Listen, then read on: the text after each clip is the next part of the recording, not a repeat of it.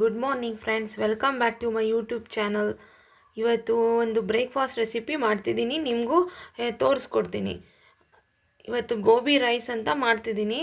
ಇದನ್ನು ಗೋಬಿನ ನಾನು ಬಿಸಿನೀರಲ್ಲಿ ಬಾಯ್ಲ್ ಮಾಡಿ ಒಂದು ಸ್ವಲ್ಪ ಅರಿಶಿನ ಹಾಕಿ ಬಿಸಿನೀರಲ್ಲಿ ಬಾಯ್ಲ್ ಮಾಡಿರ್ತೀನಿ.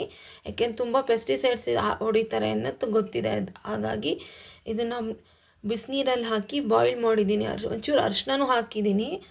ನೆಕ್ಸ್ಟ್ ಒಗ್ಗರಣೆಗೆ ಈರುಳ್ಳಿ, ಮೆಣಸಿನ್ಕಾಯಿ, ಒಂದು ಬೌಲ್ ಹಸಿ ಬಟಾಣಿ, ಒಂದು ಬೌಲಷ್ಟು ಟೊಮೆಟೊ, ಒಂಚೂರು ಶುಂಠಿ ಬೆಳ್ಳುಳ್ಳಿ ಪೇಸ್ಟ್, ಸ್ವಲ್ಪ ಕಾಯಿ ತುರಿ, ನೆಕ್ಸ್ಟ್ ಒಂಚೂರು ಒಗ್ಗರಣೆಗೆ ಸಾಸಿವೆ.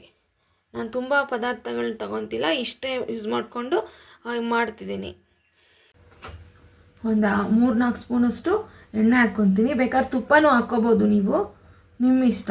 ತುಪ್ಪನೂ ಜಾಸ್ತಿ ಬಳಸೋರಾದರೆ ತುಪ್ಪನೂ ಹಾಕ್ಕೊಳ್ಳಿ. ನೆಕ್ಸ್ಟ್ ಸಾಸಿವೆ,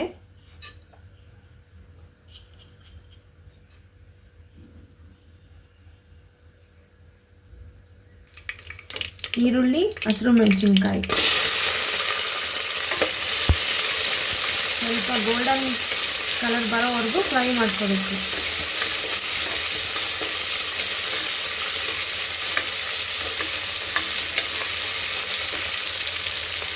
ತುಂಬ ಬೇಗನೆ ಆಗುತ್ತೆ ಇದು.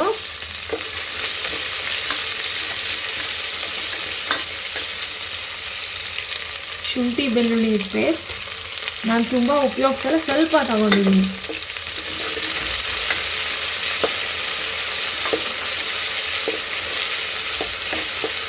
ಇನ್ನು ಫ್ಲೇವರ್ಗೆ ಸ್ವಲ್ಪ ಒಂದೇ ಒಂದು 6 ಸ್ಪೂನಷ್ಟು ಶುಂಠಿ ಬೆಳ್ಳುಳ್ಳಿ ಪೇಸ್ಟ್ ತೊಗೊಂಡಿದ್ದೀನಿ. ಇದು ಫ್ರೈ ಆಗಲಿ ಸ್ವಲ್ಪ. ಇದು ಗೋಲ್ಡನ್ ಫ್ರೈ ಆಗಿದೆ. ಇವಾಗ ಹಸಿ ಬಟಾಣಿ ಹಾಕ್ಕೊತಿದ್ದೀನಿ. ನಾನು ಹಸಿ ಬಟಾಣಿನ ಎಲ್ಲ ತಿಂದು ಫ್ರೀಜರ್ ಒಳಗಡೆ ಇಟ್ಕೊತೀವಿ, ವರ್ಷಗಳೆಲ್ಲ ಉಪಯೋಗಿಸ್ಬೋದು. ಈಗ ಹಸಿ ಬಟಾಣಿ ಸೀಸನ್ ಆಗಿರೋದ್ರಿಂದ ನೀವು ಒಂದು ತೊಗೊಂಡು ಎಲ್ಲ ಸುಲಿದು ಜಿಪ್ಲಾಕ್ ಕವರ್ಗೆ ಸ್ಟೋರ್ ಮಾಡಿ ಫ್ರೀಜರ್ ಒಳಗೆ ಇಟ್ಟಿದ್ರೆ 1 ವರ್ಷದ ತನಕ ಬಳಸ್ಬೋದು. ಹಸಿ ಬಟಾಣಿ ಯಾವುದಕ್ಕೆ ಹಾಕಿದ್ರೂ ತುಂಬಾ ರುಚಿ ಬರುತ್ತೆ. ಸ್ವಲ್ಪ ಮಾಡಿ ಇದು ಫ್ರೈ ಆಗಿದೆ. ಇವಾಗ ಗೋಬಿ ಸೇರಿಸ್ತಿದ್ದೀನಿ. ಗೋಬಿನ ಬಾಯ್ಲ್ ಮಾಡ್ದಲೇ ಹಾಕ್ಬೇಡಿ ಯಾವುದೇ ಕಾರಣಕ್ಕೂ. ತುಂಬ ಪೆಸ್ಟಿಸೈಡ್ಸ್ ಹಾಕೋದ್ರಿಂದ ಆರೋಗ್ಯಕ್ಕೆ ಅಷ್ಟು ಒಳ್ಳೆಯದಲ್ಲ. ಉಪ್ಪು ಹಾಕಿ ಸ್ವಲ್ಪ ಅರಿಶಿನ ಹಾಕಿ ನಾನು ಬಾಯ್ಲ್ ಮಾಡ್ಕೊಂಡಿದ್ದೀನಿ.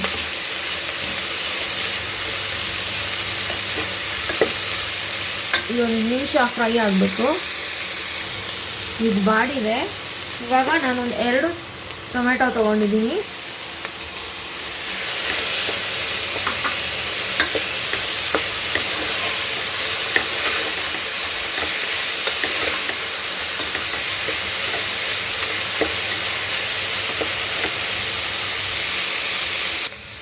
ಇದೆಲ್ಲ ಫ್ರೈ ಆಗಿದೆ.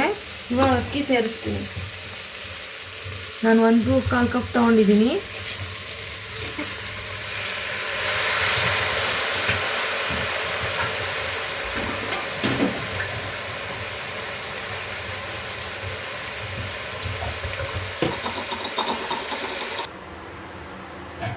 ನಾನು 1 ಕಪ್ ಅಕ್ಕಿಗೆ 2 ಕಪ್ ನೀರಷ್ಟು ಹಾಕಿದ್ದೀನಿ.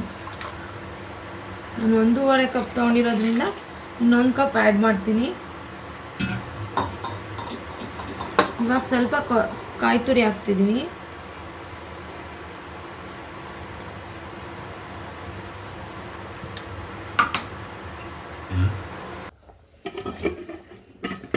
ಇವಾಗ ರುಚಿಗೆ ತಕ್ಕಷ್ಟು ಉಪ್ಪು ಹಾಕ್ಕೊತಿದ್ದೀನಿ.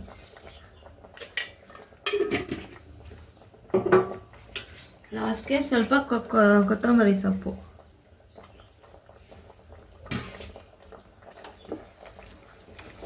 ಎಲ್ಲ ಮಿಕ್ಸ್ ಮಾಡಿ ಲಿಡ್ ಕ್ಲೋಸ್ ಮಾಡೋಣ. ಒಂದೇ ಸಲ ಸಾಕು ಕೂಗ್ಸೋದು. ನಿಮಗೆ ಮೆತ್ತವಾಗಬೇಕು ಅಂದರೆ ಇನ್ನೊಂದು ಸಲ ಕೂಗಿಸಿ. ನಾವು ಒಂದೇ ಸಲಿನೇ ಕೂಗ್ಸೋದು ಕುಕ್ಕರ್ನ.